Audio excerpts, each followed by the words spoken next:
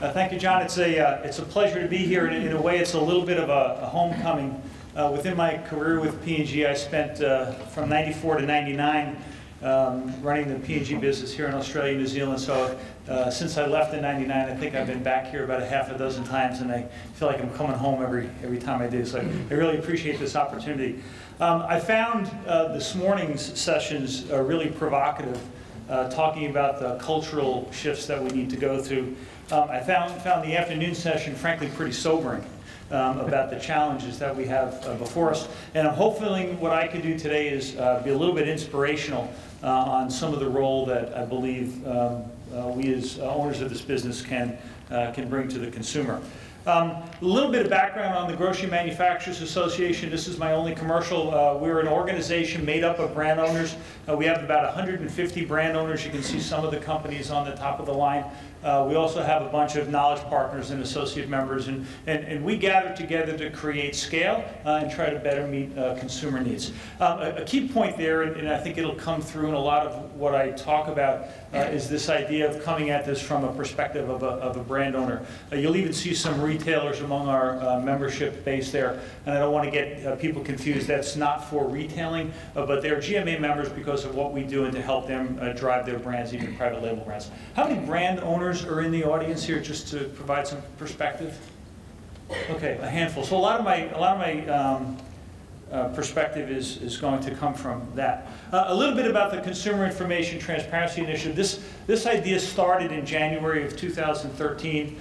We had our GMA Board of Directors meeting. We followed that with a meeting of something we call the Trading Partner Alliance, which is where the board of the grocery manufacturers gets together with the board of the retailers, and we try to resolve issues that are of common. And it was quite a conversation about what our industry was going through. And the fact of the matter is, as an industry, we felt we were on our back foot. We were always responding to issues. In fact, it really got to the point it felt like we were constantly defending ourselves. And that's really not what we're all about. In fact, a central principle of GMA and America's food, beverage, and consumer products companies is really to provide consumers with the tools they need to make choices around healthy living and healthy lifestyle. And the conversation quickly turned from, we have to stop defending ourselves and we have to be for something, and very honestly, we need to bring this principle to life. We need to be for the consumer's right to know. Right? The consumer has every right to know what's in the product that they use and consume. And that really became the genesis of the project. We went back to the group a couple months later and we said, we think this is the problem you want us to solve. These are the companies who are willing to work on it. This is the way we'll structure this. Do we have your agreement to go? And they said yes. And it was about a year's worth of work that culminated into the proposal that we took to the board in August, and we're now in the process of rolling out. And it really starts with the consumer. Okay? The consumer does want to know more and more information about the products that they use and consume. Now, I will date myself. I started with Procter & Gamble in 1977. And when I started, there were things that you had to memorize. It was the information that needed to be shared. And it was pretty simple. It was weights and dimensions. You know, how big was it? How much it did weigh? How much can go on a truck? Today, there are thousands of attributes that as a brand owner, we share with our consumers directly, we share with our retailers as proxy for the consumers, and we share with regulators, again, acting as proxy for the consumers. So the purpose of the Information Transparency Initiative, this is kind of our elevator speech, starts with the consumer at the core. And we want to make sure that this initiative enables brand owners to provide consumers all the information that they want to know about the brands that they use and consume. Now, we've got to leverage technology to do that. One of the answers in a lot of countries around the world, clearly in the US, okay, the consumer wants to know it, put it on a package. In a very short period of time, our brands are going to look like race cars with nothing but stickers all over it. So a good part of the Transparency Initiative is how do we leverage technology to provide the information to consumers in a consistent digital format and make sure that information is clear, easily accessible, and accurate. I'm going to come back to accurate, which is really important. To provide focus to the project, we focused on 2 use cases. So as consumers want this information, how do we get it to them when they're searching for it? Searching could be a Google search, it could be on a retailing website. or how we get that information when they're using smartphone technology and mobile scan. In total, over the course of this project, we had about 325 people from 90 different companies. This is an eye chart up there. This is a snapshot of the companies. We purposely went outside traditional retailers and manufacturers, so you'll see things like the Sustainability Consortium, Forum for the Future, people that act as proxy for the consumers to make sure that when we build something, we actually build something that they want. We broke the project down into 4 work groups. 2 work groups were focused on attributes. I'm going to spend a little bit of time talking about that. We started off with 1 work group on attributes and quickly realized we needed to break apart food and non-food because the attributes consumers want for food are very different than non-food. Most of those attribute work groups were populated with regulatory expertise, although we did have some brand owners in there.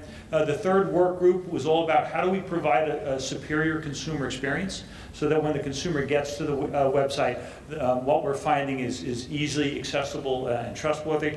And then the 4th work group was all the back-end stuff on data management. How do we actually build this thing so we can get the information to the consumers in a clear, accurate format? So the project is known as the Consumer Information Transparency Initiative. It will continue to be known as that as an industry initiative, and we're very specifically calling it Gen 1. Because we know as we go to market, we're going to learn, and we're going to learn a lot. And we want to make sure that we build in the agility that we can move to Gen 1.1, 1.5, eventually Gen 2. So this is Gen 1 of the initiative, and we'll continue to run that internally. But what the consumer will see is Smart Label. A lot of research on the name. I can go into intimate detail on it, but that's what the consumer-facing name will be. And I want to paint the vision for how this thing works and the reason to believe, and then I'll get into some of the details. So it really starts when the consumer is looking for a product. In that top picture, whether she's scanning a barcode, or in the bottom picture, whether they're searching on Google. It doesn't matter whether the consumer is looking for a gallon of ice cream or a gallon of detergent. They come to a landing page that contains the information that they want to find. The information on that landing page is put together in a clear, consistent format so that they have some confidence in it and know where to look. Right from the start of the project, we had 4 success criteria that we put up in front of us that said, if this is going to work, when we show it to consumers, these are the things that the consumers have to tell us. That the information you're providing is credible, it's trustworthy, it's memorable, and it actually motivates me to look for information this way. A second part of this project quickly developed in that if this is going to work, we need to actually build a platform so that as a brand owner, we can store and maintain information in one location and then have that information accurately flow to whoever needs it. So today as a brand owner, if I have attribute information, I may be putting it into the landing page. Within this project, we had a lot of data aggregators. So if you're a manufacturer in the US and you're working with Kroger, you're putting it into something called Project Mercury. If you're working with Sam's and Walmart, it's Project Diamond.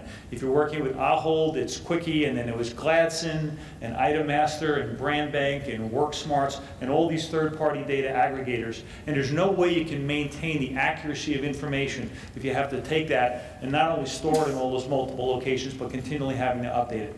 So an underlying requirement of this is how do we build this mechanism so as a brand owner you can store and maintain information in one location and then have that information flow so no matter how the consumer's getting it, it's accurate. Before I go off the slide, one thing I want to emphasize here. This is not some great big database in the sky. Right, so GMA is not collecting data. This is the brand's data. Nor is this an industry app or an industry website. This is on the brand's website. So it's the brand's data on the brand's website. It's just organized in a way that when the consumer gets there, they have a consistency of what they're seeing. So it really starts off with what is the information that consumers want to know. This is an eye chart, but one of the things that we did, we grabbed a lot of research from various different companies. This came from the Hershey company, and it was unaided research. And they asked consumers, what information do you believe brands must be able to tell you? And this is the chart that came out of it. It was any attribute that was mentioned 15% or more of time. Now the good news is those things that are in brown are attributes today that by US law are required to be disclosed to consumers. Now, some of that disclosure isn't really in consumer-friendly language. So you'll see some information in there about chemical ingredients. Well, in the US environment, there's something called a material safety data sheet, which is really written for an industrial environment. You know, I got it on me, it's in my skin, I swallowed it. Well, those are the same questions that consumers want to know. So we had to take that industrial information and make sure we could talk to it in consumer language. Those pink bars are information that consumers want, but today we're not required to disclose this to consumers. Those became really important. Now, one other thing I want to point out in there, this was unaided, and these were the attributes that came up 15% of the time. One of the things you won't see in there, the hottest issue in the US right now is genetically modified ingredient. All right, so if you ask the consumer, what about GMOs? Wham, that jumped right to the top. All right, if you're on the non-food side of the business and you said, well, what about microbeads? It jumped right to the top, which was really the second learning about this project that we want to make sure we incorporate. The truth is, today, most consumers are very satisfied with the information that's available to them. They're satisfied with what's on the label. They're satisfied with what the regulations require to be disclosed to them. And in general, they're really happy. But then something happens. Right? There's a trigger. There's a news article, they read a blog, one of their neighbors tells them something. And when they want to know now. And when they search for that information, if the information's available, even if it's not the answer maybe they wanted to find out, typically the consumer's very satisfied. You know, if somebody mentioned pink slime, which was a big issue not too long ago, if the consumer went to look for pink slime and on the brand website there was an explanation as well, this is really what it is, here's how it's used, most of the consumers would have walked away from that saying fine. But when they can't find information, almost without fail, consumers jump to the conclusion, so what are they hiding? So there's huge value in this, in not only building the information that the consumers want to know, but really building a platform that when an issue arises, we can quickly get consumers answers. The foundation of the project is the attributes themselves. And if you think of the way we went at this project, think of a massive spreadsheet. So the project team listed every attribute somebody is asking for. So we started with all the US regulations. We reached out to all the EU 1169 and 2011, all the information being asked by Project Mercury and Diamond and Gladson and Quickie and all those down the left-hand side. And then across the top were all the entities that were asking for that information. And then literally the project team went line by line about where's an attribute that everybody wants and everybody's asking for the same way. Tick that off, that made it into generation one. Where's an attribute everybody's asking for, but not everybody is asking for the same way? Can we leverage a GS1 global standard to move everybody there, all the way down to attributes that somebody's asking for, but not consistency? And this is where we came out.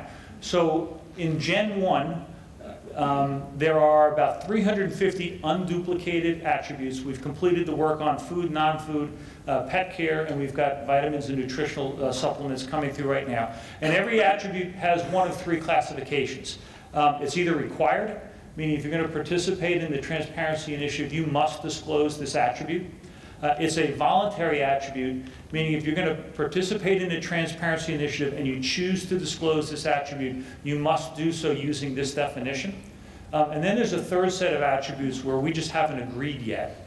But we want to make sure that the consumer has the ability to continue the dialogue with the brand and get their questions answered. So if a consumer is asking a question where we don't have a definition, the brand can provide that answer, but there has to be a visual cue where you're off the landing page and you're very clearly now talking to Jim Flannery's juices about what I mean by environmentally friendly or dolphin friendly or whatever I mean. For those of you that want to get into the way the definitions were planted, every single one of these 397 attributes have been mapped to a GS1 Global Data Dictionary standard. Out of that 397, there were about a dozen where a standard either didn't exist or that standard wasn't written to match the US context. So we worked with GS1 to create these Global Data Dictionary standards. And that really is what helping the information seamlessly flow. So that is the foundation. The essence of the experience is really the landing page. Every one of those 397 attributes have been mapped to 5 tabs across the top for food items or nutrition ingredients, allergens, other information, or company brand. For non-foods, ingredients, uses, instructions, advisory, handling. Every one of those attributes have been mapped, and you can double-click all the way down so you get through the voluntary attributes. If you double-click on a question you have that's not one of those attributes, again, there's a very clear visual cue where you're off the Smart Label landing page, and you're now very specifically talking to the brand about what you mean. As a brand owner, you've got a choice when the consumer gets to your landing page where you want the default page to be. Some of the participating brands already, taking the consumer right to the nutritional page. Some of the brands want to leverage their equity by taking them to that company information. But in any case, the consumer's got the ability to scan right across. And then the back-end stuff, I don't want to spend a whole lot of time on it, but this is really what makes it work. The best recommendation for participating brands is to create a product information management system, some kind of hub that you can use to feed. In fact, one of the reasons that we created that delineation between required and voluntary for Gen 1 is every one of those required attributes are attributes today that brands must disclose, so they're going to be in the information systems. Right? A lot of the other information that brands maybe want to disclose, they've got to build the back-end systems yet to capture and accurately store and maintain them so they can go and people will go at it at their own time. But with that central hub, a brand can either feed their landing page. We're actually proposing that they send it out through something called the Global Data Synchronization Network. And through the Global Data Synchronization Network, it feeds all the other data aggregators that are asking for it. So again, Kroger with their Project Mercury, we're on the project team. Walmart's got Project Diamond. There's all those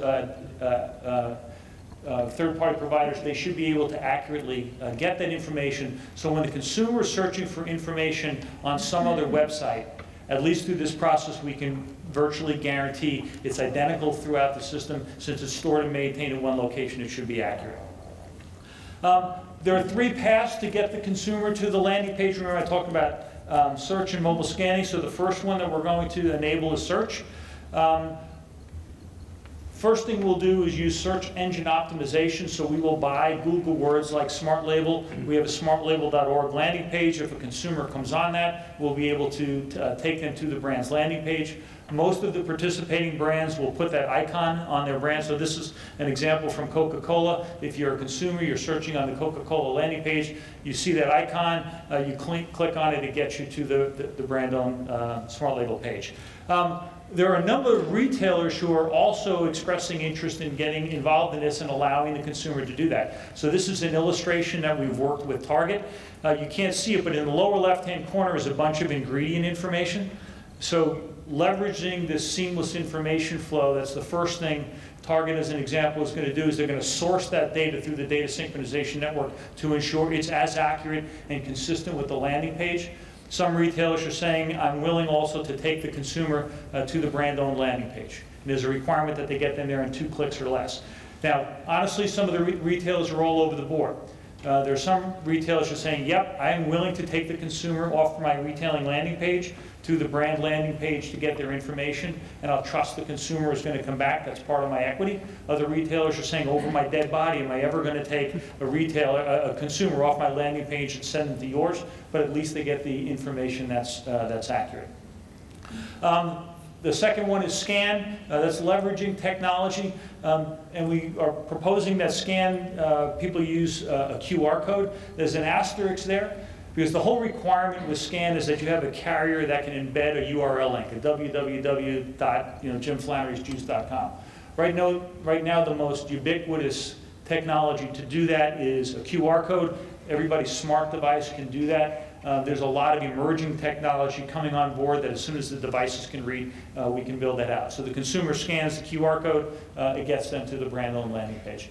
And then the final thing that we're working with is how can we leverage the existing technology like a UPC code. That's a little bit more complicated. So any app can scan a UPC code. And if you've got an app and the app wants to be certified as Smart Label, they're promising that they're going to get the consumer to the brand-owned landing page in 2 clicks or less. So they click the landing page and then they leave the app and go to that environment where they can get all the information. So search, scan, and an app strategy. And then the final thing is how do we build this out? A lot of work has gone into the development of this. As a brand owner or a company, you really have three choices. You can build your own. We have about a 96-page implementation guide that people can follow. We have a lot of third-party service providers that are jumping right in, and they're going to our members and they're saying, hey, we'll build this thing for you.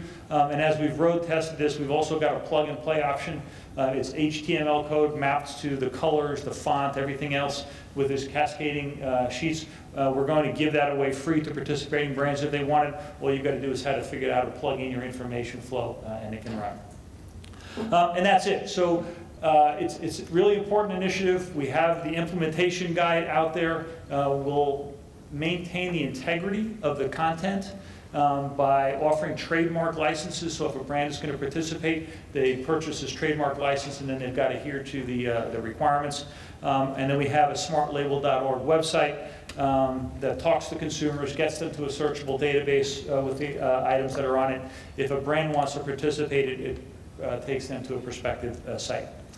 And that's it. U.S. consumers, frankly, are demanding transparency. Our members, our industry, truly embrace the idea that the consumers have a right to know. And we truly believe that providing this information to consumers are the kind of things that are going to help us build long-term trust. Thank you.